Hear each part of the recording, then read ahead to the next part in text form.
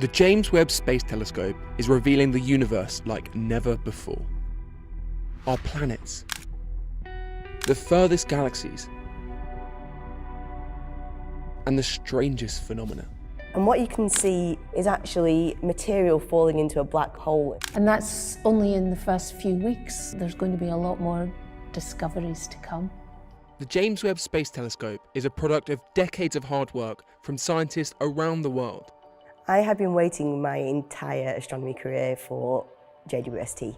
It is absolutely revolutionary compared to what was available. It's very, very rare in science that you make a big step forward in your measurement capability in the way that JWST has done for astronomy. And it just doesn't happen very often in the history of science, and that's really exciting and significant. One of the things that makes James Webb so special is its gigantic mirror. So that there are various things that make the primary mirror on James Webb special and incredible. I mean, the first is the sheer size of the mirror. It's the largest one ever launched. The Webb mirror is around 6.5 meters in size. So if you can imagine that, that's bigger than most houses that you're walking by. It's so large it wouldn't fit in the rocket, so they had to devise a way of folding it up so that it would fit inside the top of the rocket. It's absolutely humongous. And that makes a really big difference in terms of the sensitivity of the telescope. Well, it's thousands of times more sensitive than Hubble. It's a step forward of factors of 1,000 or more. Factors of several thousand, in fact. I'm correcting myself. The bigger the mirror, the more light you collect. The bigger the collecting area, the more sensitive you are and the further you can see. The other thing that makes it absolutely incredible is the precision with which it's been made. If the mirror was stretched to be the size of the United States and you were to measure the size of the biggest bumps and dips on the mirror, you're only looking at a bump or a dip of order 1 centimetre in size. It's absolutely incredible, and that's what generates the near-perfect images from the primary mirror. But it's not just the mirror that makes the images from James Webb so incredible. It's also the type of light that it detects. The James Webb Space Telescope detects infrared light, which is a wavelength of light that we can't see. But the unique properties of infrared make it incredible for exploration. So with the infrared light, you can see the atmospheres of exoplanets. There's molecules in star formation regions, things like caffeine and alcohol and water ice, the signatures of life around other planets. So just a few things then. Infrared opens up the possibilities for astronomers like Olivia and allows them to capture images that would previously be impossible in the optical range. But even within the infrared spectrum, there are multiple different wavelengths. On board Webb, there are 3 instruments that observe near infrared. This is closer to the visible spectrum. But the instrument that's garnering the world's attention is the mid-infrared instrument on board JWST, known as MIRI. MIRI is essential for JWST. Without it, you can't see the cooler phenomena in the universe. You can't peer back as into the earlier stages of star formation as you would like. So MIRI is an incredibly significant and important instrument. The image contains far more detail than has ever been done before. So when we look at it in a new wavelength of light, we find things that we hadn't expected to see, and that's a really important part of how you discover things about the universe. MIRI allows us to see further along the infrared spectrum, and this in turn allows us to see through dust clouds and further back in time than ever before. That's because as galaxies move away from us, the colour they emit shifts further into the infrared, so the longer the wavelength we can observe, the further back in time we can see. But despite the capabilities of MIRI, it very nearly didn't make it on board James Webb. So MIRI wasn't initially part of those plans because it seemed technically very complicated, and I think people were thinking about the science in a slightly different way. And so I started making the case that really we needed to add a mid-infrared facility to the telescope.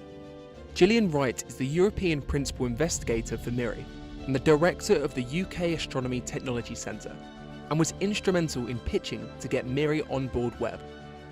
When I found out it was confirmed that MIRI was going to be on board, I remember being very happy and also knowing that I was going to be very busy for a large number of years. Gillian wasn't wrong.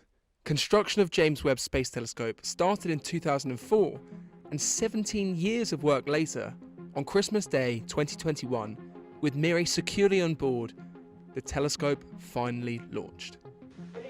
And liftoff. Décollage, liftoff from a tropical rainforest to the edge of time itself. James Webb begins a voyage back to the birth of the universe. I've been looking forward for the Webb launch for many, many years.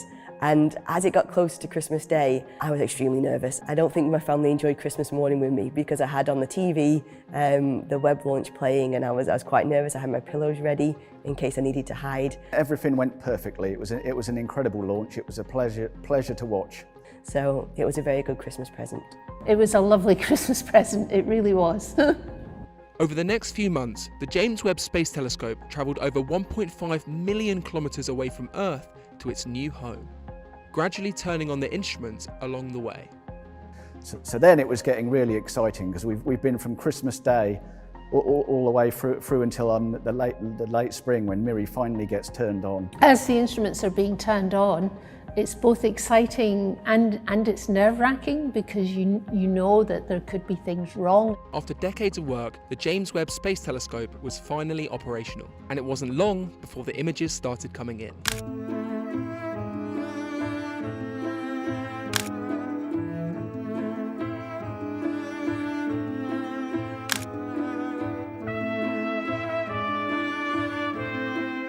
I knew when Webb was going to take its first images, they were going to be spectacular. What had not prepared me was just how spectacular they were going to be. The first images were just incredible, just so beautiful. It was amazing. And then when the first images came back, I was just absolutely astounded at how good everything performed. And I've been smiling ever since.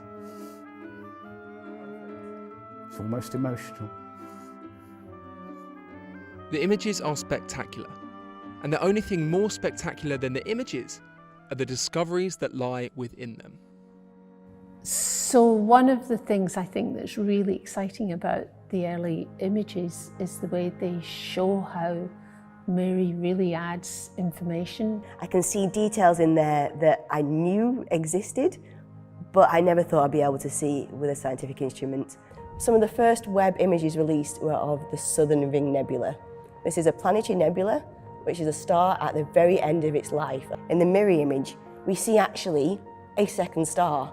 So we can see a red star and a white star. So these are actually a binary system, and that's the very first time we've seen this binary companion in the Southern Ring Nebula. This is an image of Stephan's quintet, 5 galaxies that are interacting with each other. And what you can see in this galaxy up here is actually material falling into a black hole in an active galactic nuclei. You can see the material in the galaxy is actually orbiting and falling into the galaxy itself. This is 13 times further than what we've been able to see before in the infrared. I mean, JWST has already found the furthest galaxies we've ever seen, the highest redshift ones, the closest, and that's only in the first few weeks of operation, and that's really exciting, and I think it's an indication that there's going to be a lot more discoveries to come. With Webb, we've designed it to answer many of the questions we already know about the universe. But as with all new telescopes, there's a realm of new discoveries. The mysteries that will arise, I think they're really exciting. New questions to answer. The questions we don't know how to ask just now, and I think that's really exciting to see something that not only has nobody ever seen it before, but nobody expected to see it. I feel very privileged to be part of this. I'm proud to be part of JWST. It's been an amazing journey and a fantastic privilege, really, to be part of it. I think it's just incredible. I helped make that instrument, and when I see these images, I'm just full of smiles.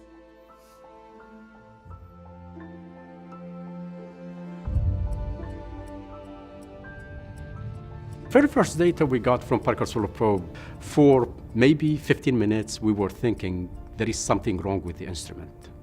Only to realize that now the instrument is working perfectly, and actually what we are seeing is physics. It's physics that we have not seen before. The Sun is the most important celestial body in space, at least to us here on Earth. It drives weather, ocean currents, seasons, the climate, and without the Sun's heat and light, life on Earth would not exist. But we don't understand it as well as you might think.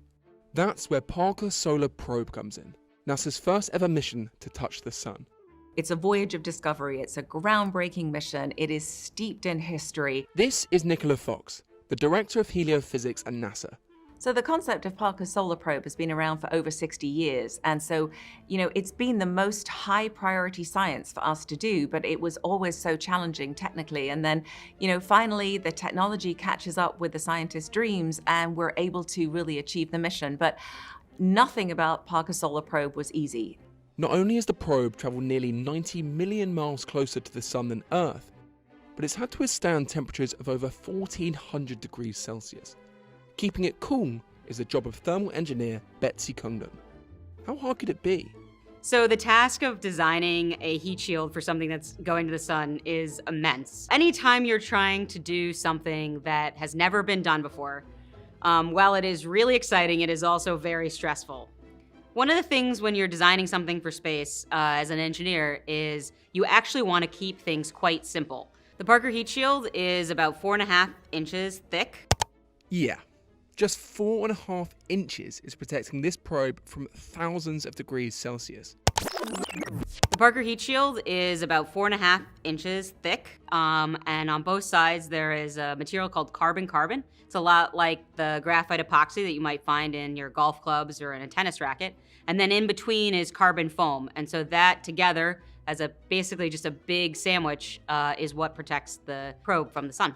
As Parker Solar Probe approaches the sun, and it's in its last approach and closest approach, the front side of the heat shield will be at 1400 degrees Celsius.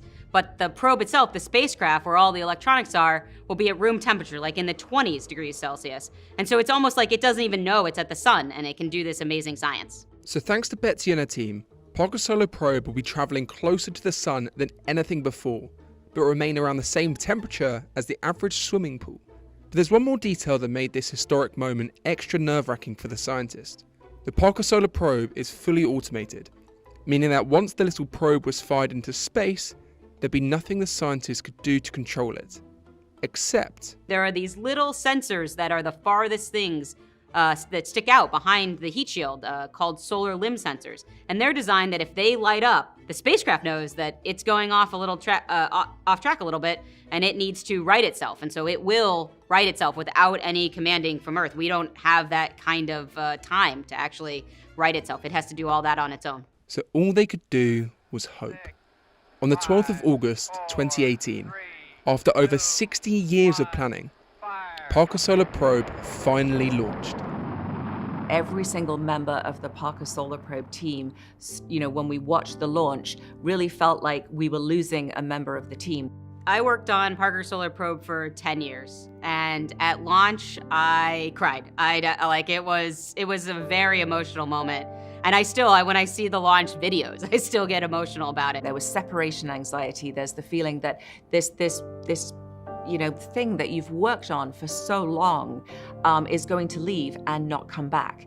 And really, she is the part of the team that's actually doing the exploration.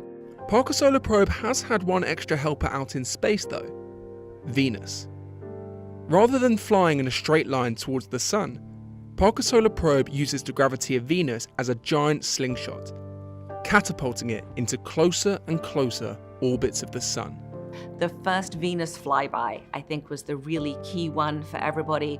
Once that maneuver was done, we were go for the sun at that point. The first solar pass was really emotional, but amazing. Of course, when it was actually in the solar pass, then that's terror. We can't actually talk to the probe while it's going in. So until the spacecraft came back out from the other side of the sun and everything was healthy. When you get that green beacon that everything is looking good after a solar pass, it is just an amazing feeling. My God, we've done it. So after having launched Parker towards the sun, on its 8th flyby in April of 2021, Parker Solar Probe finally entered the atmosphere of the sun. It reminds me of 1969. Every time I see the movie when Neil Armstrong touches the surface of the moon. That's one small step for man. That was monumental. In a way, it's a parallel to Parker Solar Probe. When you fly through the solar corona for the very first time, nobody has done that before. It was so exciting and also so humbling to have launched this mission, throw it basically toward the sun, and returns you some data that you never seen the like of it before. It's just eye-opening. Noor Rawouthi has been working on Parker Solar Probe for over 14 years. And in case you're wondering if he still enjoyed it, it's better by the day. But the thing that's been exciting Noor more than anything before is the incredible discoveries coming from Parker Solar Probe. The amount of discoveries, it's way, way beyond any of us could have imagined. It's just mind-boggling. We are discovering by the day new phenomena in the data that Parker Solar Probe is sending us. Well, the very first data we got from Parker Solar Probe, when we got this data from the fields instrument, we were looking at the magnetic field measurements, and for maybe 15 minutes we were thinking there is something wrong with the instrument. Only to realize that no, the instrument is working perfectly, and actually what we are seeing is physics. It's physics that we have not seen before. And it is these switchbacks, basically the magnetic field will flip over itself, making a rotation of 180 degrees and out again.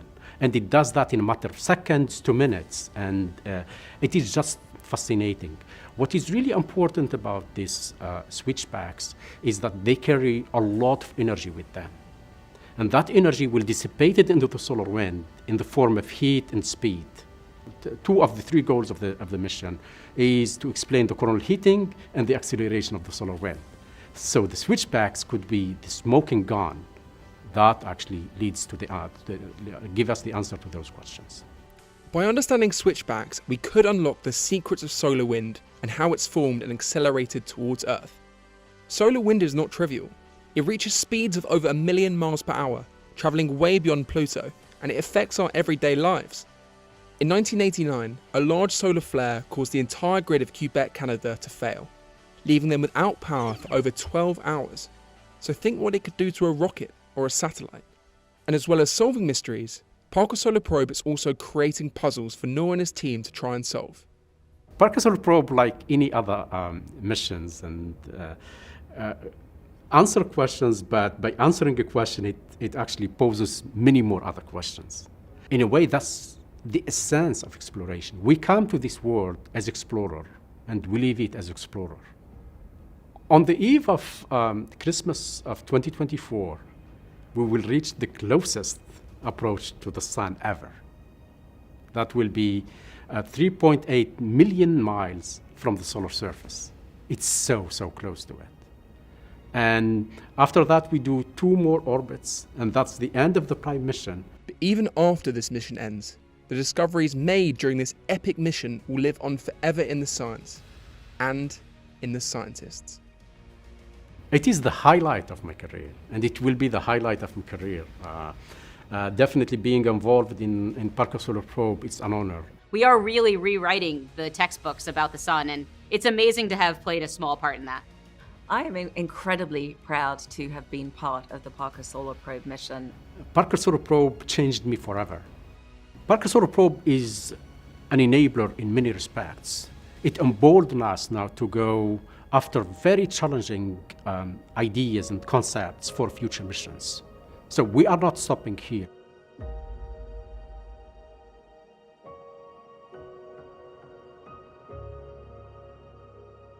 Right now, the 2 Voyager spacecrafts are hurtling through interstellar space at 35,000 miles an hour.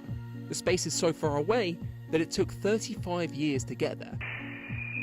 And now we need new science to understand it. I couldn't believe how nature was fooling us.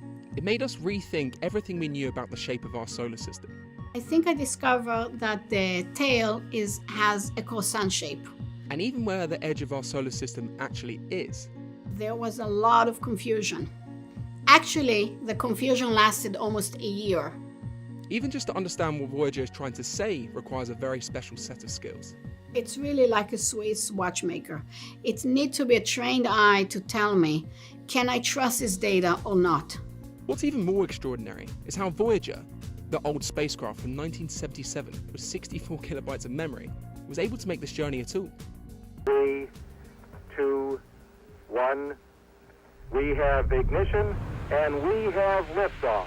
Both Voyager 1 and Voyager 2 were launched in 1977, and it had to be then, thanks to an extremely rare planetary alignment that happens once every 175 years.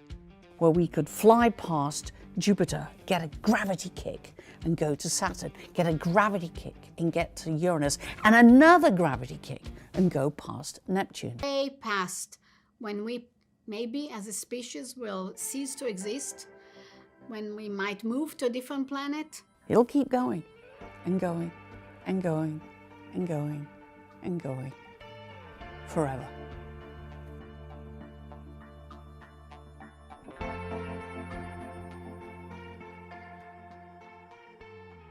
We're used to seeing NASA fire up its rockets and launch billions of dollars of equipment into space. But what happens when it messes up? The Hubble Space Telescope project has suffered yet another setback. And how do you fix a $1 billion mistake up in space? I did not have a line item that says NASA put wrong mirror in telescope. With engineers needing to fix it not once, but twice. So the summer 2021 event was a pretty intense anomaly. This is the story of how the Hubble Space Telescope nearly destroyed NASA's reputation, and the retired engineer that helped bring the telescope back from the brink both times. When I received the call, I was honored that they would think of me to try and help them resolve this. This is electrical engineer Ron Barish. I started working on Hubble in 1987, approximately 2 years before launch. Hubble was one of the most ambitious space projects the world had ever seen. NASA had spent hundreds of millions designing a massive mirror in the telescope to get the sharpest pictures of the universe ever seen. Expectations were high. It promised to catapult space science into a radical new era, and all eyes were on it. And liftoff of the Space Shuttle Discovery with the Hubble Space Telescope, our window on the universe. It was very exciting to watch the launch.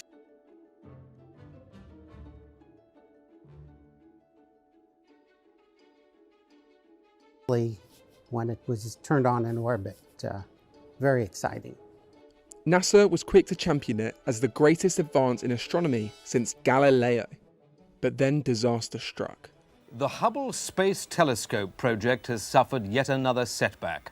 Engineers have discovered that the giant telescope has a warped mirror, which means the images sent back to NASA are distorted.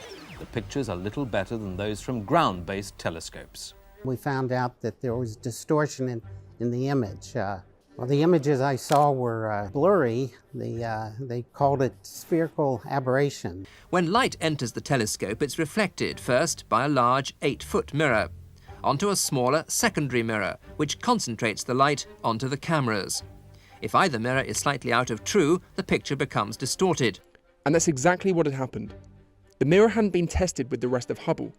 Had it been tested, the scientists will have seen that the mirror was ground incorrectly by just 1/50th of a human hair. Tiny, but enough to ruin everything. Everyone on the project was very disappointed, and it was an embarrassment that we had spent so much time on the program and that there was a significant flaw. The news was not very kind to the project. For the American taxpayer, they're not going to be happy. Well, look, you launched this $2 billion white elephant. What are you going to do? And the bad news kept coming, as NASA's reputation received blow after blow after blow.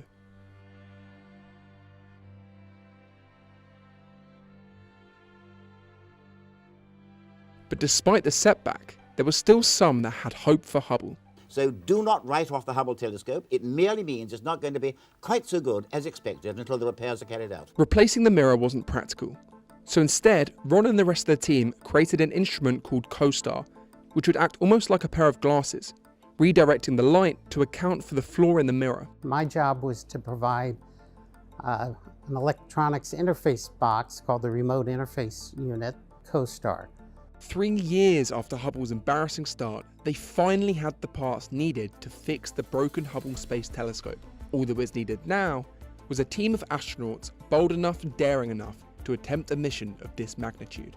There weren't very many of us in the office at that time who had done spacewalks, and so that's how I got kind of a quick turnaround from one flight to the next. You know, in all the failures, the hundreds and hundreds of failures I came up with, that I had to accommodate. I did not have a line item that says NASA put wrong mirror in telescope. Catherine Thornton and Story Musgrave were two of the astronauts that were selected for the mission, and in 1993, they set off.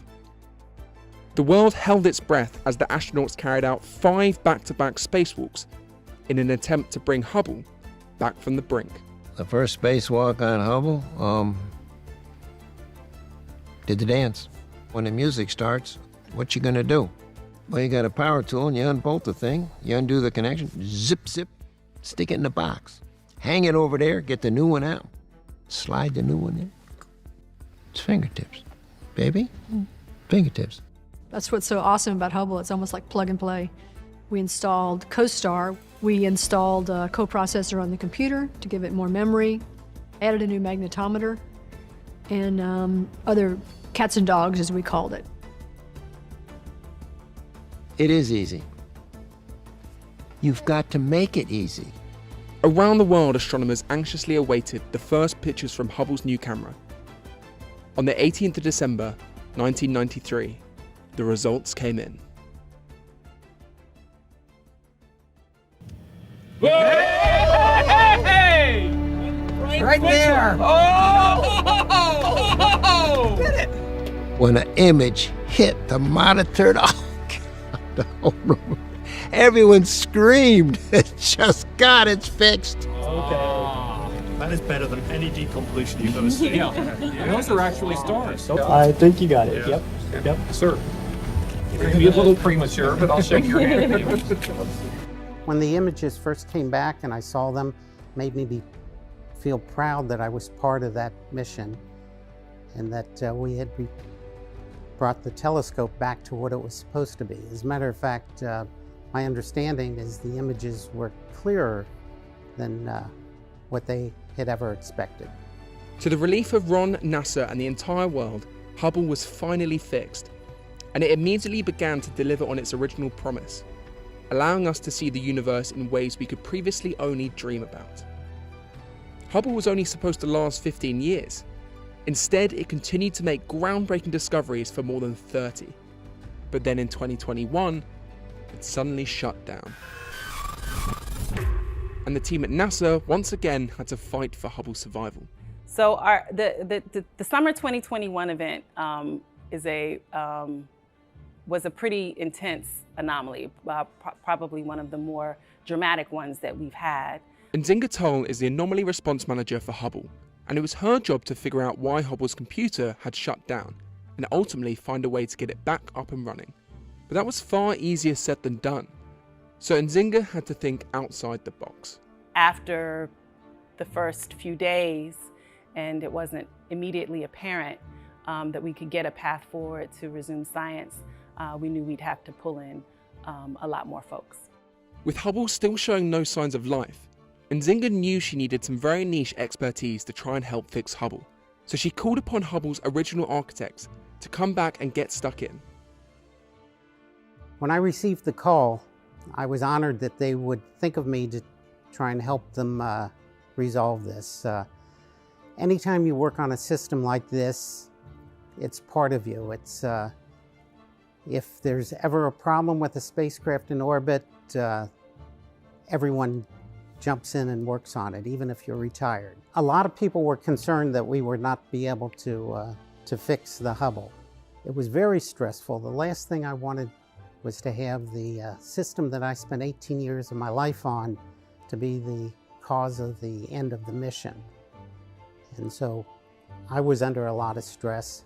But undeterred by the challenge, the team set to work to identify what went wrong and get Hubble back online. The telescope was down for approximately 4 weeks. I think the first couple of weeks was probably the most frustrating and the most anxiety producing. We put together what's known as a fishbone diagram. Everything that could possibly cause the problem was written down, and we eliminated them one by one until we zeroed in on the exact cause.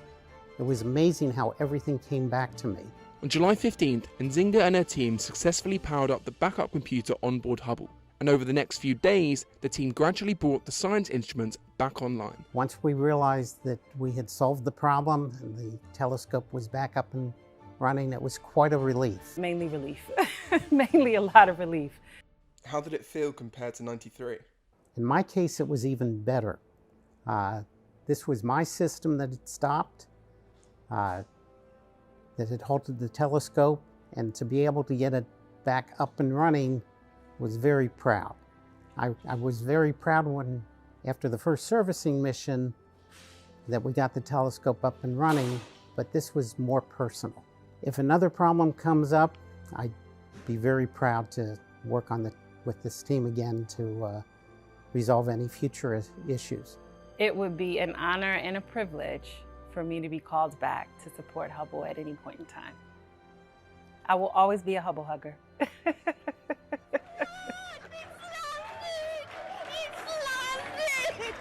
You waited years for this! I waited years! This was almost the perfect day. Almost. Rosetta was and is a unique space mission. It's a travel not just in space, it's also a travel back in time to the very early days of the solar system. This is the story of the epic, ambitious mission to land a spacecraft on a comet hurtling through space.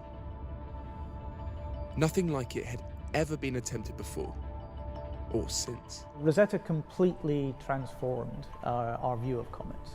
It was a mission 25 years in the making that all came down to a few frantic hours. Philae was not anchored. It bounced. We don't know where it is. But let's go back a bit to 2004. The Rosetta spacecraft, with its little Philae lander tucked away inside, is about to launch. 3, 2, unité. Top, allumage EAP, décollage. Well, the actual launch took place on 2nd of March in 2004. The first part of the mission was just to catch up with the mysterious comet, known as 67P. That took 10 years, during which time everything on board Rosetta was powered down, only to be woken up as it neared the comet. It was quite a nervous time when Rosetta was coming out of hibernation. Because if it didn't wake up, that was curtains, really. €1 billion of kit out in space, and if it didn't call home at the expected time, there was very little that could be done about it. And then it got this signal, wake up Rosetta, and it's just like, hasn't woken up. All right, send the signal again. Switch it off and switch it on again. Ta-da! It's woken up, which was just so much of a relief. Hurdle 1 out the way. When Rosetta woke up, that was really the point where everybody got excited again. We had no idea how the comet would look like. We don't know what shape it is. It's probably spherical-ish. We didn't immediately see the high quality images. We saw better and better ones the closer and closer Rosetta came. Then, wow, what shape is that? The shape is not potato-shaped as we expected, not roundish. It's The comet has this kind of rubber duck shape. It's like one of those yellow plastic ducks. And that made hurdle 2 that extra bit harder, landing Philae safely on top of it. There was no area on this comet which is nice and smooth as we have hoped for. The terrain was rough everywhere. So there was a risk, but that also made it fascinating and interesting. Philae was equipped with little harpoons to fire off to help it cling to the comet once it made contact. And the landing site had to be meticulously chosen to allow Philae to recharge its solar batteries in the glow of the sun. The stakes were huge. This was a lifetime's work for most of the scientists on the Rosetta mission. The team already knew there may be a problem with the thrusters that were supposed to slow down Philae's approach, but the time had come to deploy Philae. And on the 12th of November 2014, off it went. One could see the Philae lander as it moves away from the main spacecraft, getting smaller and smaller with the landing gear successfully deployed. I found this already very emotional to see the baby go after 10 years attached to the spacecraft. You now see it in freedom on its way the last 22 kilometers to the surface of the comet. And then Philae was free falling for almost exactly 7 hours to the surface of the comet. Everybody was, jittery and just waiting and waiting and waiting for the signal to say it had landed. And then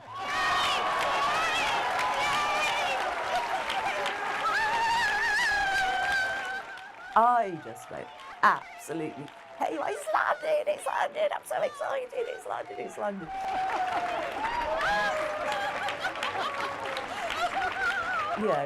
It was just the tension that had wound up and the release of that tension and the relief. We've waited years for this. I waited years! I'm just so excited! I'm gonna cry! I'm sorry, it's fantastic! And of course, everywhere in the world, in the control rooms, in the scientific teams, people started to open the champagne and started to celebrate. It landed, it was fantastic, it was wonderful. Everybody was really, really, really happy. In the control room, we thought, yeah, great, we are landed, we have the touchdown signal. But the mood in the control room was suddenly very different. Something wasn't quite right. Within a few minutes, we realized that although we have landed and although we still got radio contact, which was positive, we did not anchor and the lander was moving again. And then the principal investigators came out of their little cocoon and Ian came up to me and he gave me a big hug and I gave him a big hug and I said, oh, it's fantastic, isn't it? It's really great, you must be so proud and pleased. And he said, no, has gone wrong. It bounced.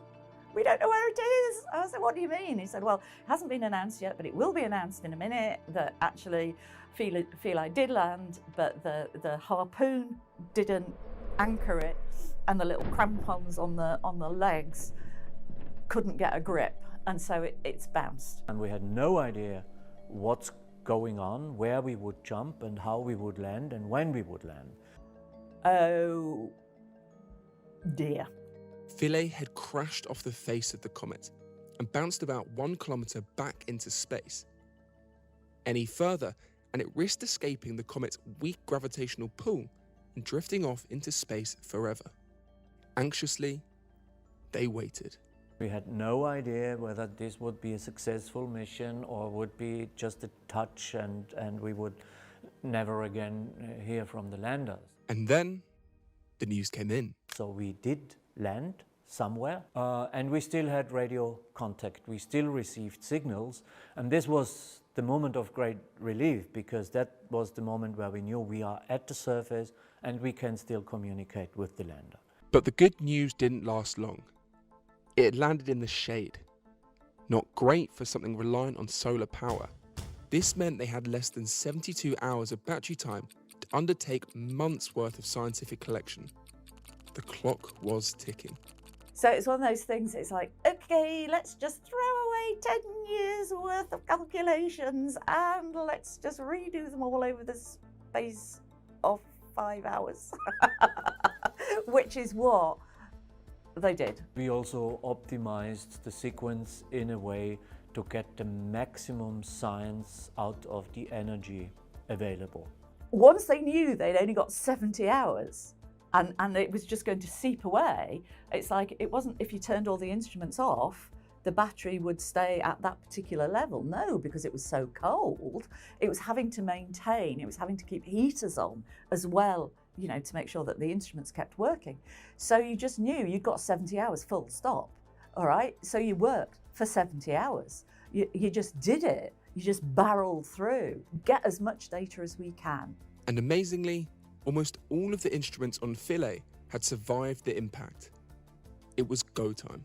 We were very lucky. I mean, we ended up in an orientation that the antennae were pointing, upward, so to say, that we could establish the radio link with the main spacecraft. And again, we were also lucky because we could switch on the instruments. We could do fantastic science from the surface of the comet. About 80% of the science goals of the Philae lander were achieved. So it was an absolute fantastic success. The fact it crash landed, got around that. It was a amazing success. This was, of course, a bit sad to see the voltage of the battery drop and knowing that Philae will go into a hibernation. And eventually, that's what happened.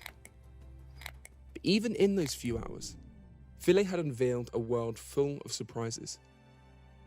Of dust and debris, gases erupted from deep within the comet. Even the crash landing threw up interesting discoveries. Even by analyzing the bounce itself, we got information on what's the surface made of. And it was a bit surprising that the surface was rather hard. But perhaps most exciting of all was what this comet was able to teach us about us. The Rosetta mission had as one of its goals to understand the building blocks of life. Because Comet 67P was rich in organic compounds like phosphorus, carbon, oxygen, nitrogen, and the amino acid glycine, all essential for the origins of life, and offering tantalizing clues as to how these compounds may have arrived on Earth in the first place. So the original building blocks of life came from comets. While Philae had gone into eternal hibernation, the mothership Rosetta continued to fly around the comet, collecting data for 2 more years. But then, Rosetta's time had to come.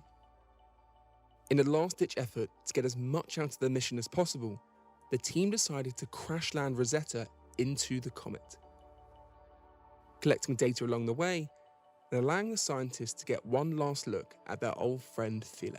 Took this sort of shallow dive onto the surface of the comet and then sort of crash landed, and its camera was going the whole time. So we saw these last pictures of the surface rushing up to greet Rosetta.